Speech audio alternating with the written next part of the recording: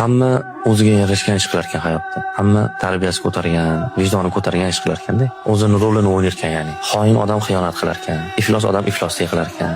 G'ururini sotgan erkak shunga yarasha ish qilar ekan hayotda. Nomusini sotgan ayol shunga yarasha ish qilar ekan. Ya'ni hamma o'ziga yarashgan ish qilar ekan.